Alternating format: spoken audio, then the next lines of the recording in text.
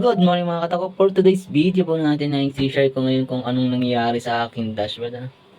So, nalulungkot sapagkat nag-back to zero tayo.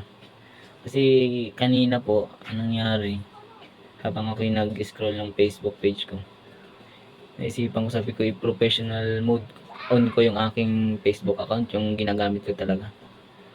Ay di, na-curious lang ako, sabi ko, bakit kasi naka-ganun? Naka-turn off yung professional mode ko. Ano yung ginawa ko, yun, pinindot ko. Sinit up ko, akala ko diretso ng professional, professional on mode. Naku, pagtingin ko sa akin dashboard, back to zero na.